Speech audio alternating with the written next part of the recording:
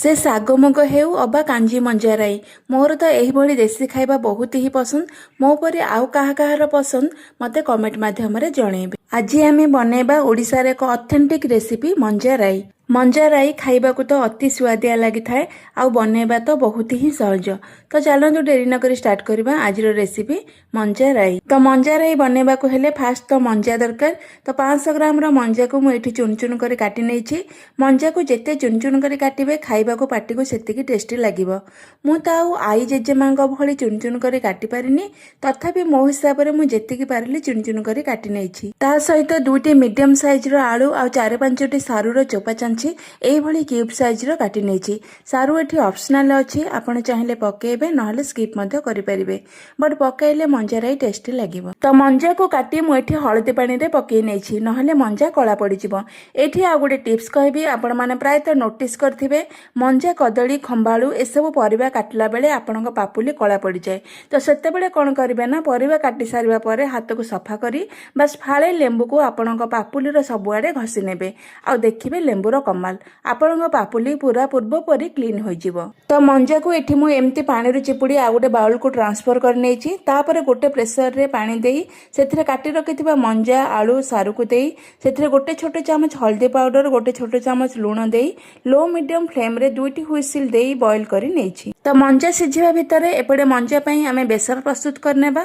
ବେସର ପାଇଁ ମୁଁ ଏଠି ନେଇଛି ଗୋଟେ ମିକ୍ସିଂ ଜାର, ଆଉ ସେଥିରେ ଦେଇଛି 2 ଚାମଚ ସୋରିଷ, ଗୋଟେ ଚାମଚ ଜିରା, କିଛି କଟା ପିଆଜ, 10ରୁ 12 ରସୁଣ କୋଲା, 1 ଇଞ୍ଚର ଅଦା, ଗୋଟେ ଶୁଖିଲା ଲଙ୍କା ଆଉ 3-4 ଚାମଚ ପାଣି ଦେଇ ଭଲସେ ଗ୍ରାଇଣ୍ଡ କରି ଆଣିଛି। ତ ଏପଟେ 2ଟି ହୁଇସିଲ୍ ଆସି ସାରିଲାଣି। ଏବେ ଗ୍ୟାସ୍ ଫ୍ଲେମ୍କୁ ଅଫ୍ କରି କୁକରରୁ ଗ୍ୟାସ୍ ରିଲିଜ୍ ହେବା ପର୍ଯ୍ୟନ୍ତ ୱେଟ୍ କରିବା।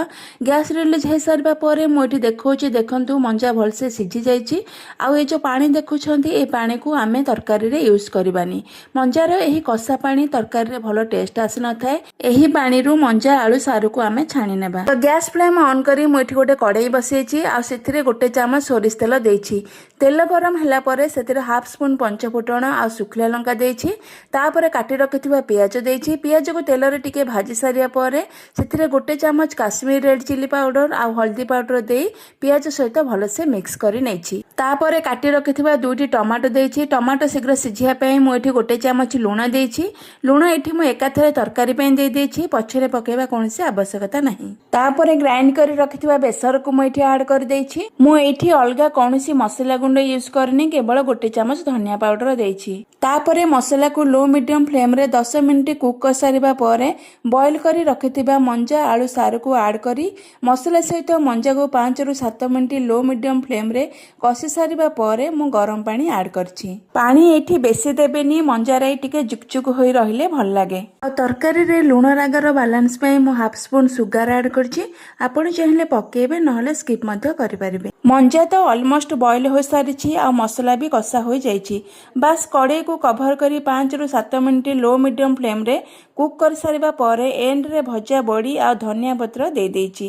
ବଡ଼ି ଆପଣ ନିଶ୍ଚୟ ପକେଇବେ, ସ୍କିପ୍ କରିବେନି। ମଞ୍ଜା ରାଇର ଟେଷ୍ଟକୁ ବଡ଼ିର ଫ୍ଲେଭର ହିଁ ଏନହାନ୍ସ କରିଥାଏ। ତ ଏଇଠି ରେଡି ହୋଇଗଲା ଓଡ଼ିଶାର ପାରମ୍ପରିକ ଖାଦ୍ୟ କଦଳୀ ମଞ୍ଜା ରାଇ। ତ ଏହିପରି ମଞ୍ଜା ରାଇ ଘରେ ଥରେ ବନାନ୍ତୁ ଆଉ ଆପଣଙ୍କ ଅନୁଭୂତି ମୋ ସହିତ ସେୟାର କରନ୍ତୁ। ଭିଡ଼ିଓଟି ଭଲ ଲାଗିଲେ ଲାଇକ୍ କରିବେ, ସେୟାର କରିବେ, ଆଉ ଯଦି ଚ୍ୟାନେଲରେ ନୂଆ ଅଛନ୍ତି ଚ୍ୟାନେଲକୁ ସବସ୍କ୍ରାଇବ୍ କରିଦେବେ, ଆଉ ପାଖରେ ଥିବା ବେଲ୍ ଆଇକନକୁ ମଧ୍ୟ କ୍ଲିକ୍ କରିବେ, ଯାହାଦ୍ୱାରା କି ମୁଁ ଅପଲୋଡ଼ କରୁଥିବା ସବୁ ନୂଆ ନୂଆ ଭିଡ଼ିଓର ନୋଟିଫିକେସନ୍ ଆପଣମାନେ ପାଇପାରିବେ। ଆଉ ଯଦି ଫେସବୁକ୍ ପେଜରେ କିମ୍ବା ଇନଷ୍ଟାଗ୍ରାମରେ ଦେଖୁଥିବେ ତାହେଲେ ଫଲୋ କରିଦେବେ। ଆଜି ପାଇଁ ଏତିକି, ରହୁଛି। ପୁଣି ଆସିବି ଆଉ ଏକ ନୂଆ ରେସିପି ନେଇ। ଧନ୍ୟବାଦ।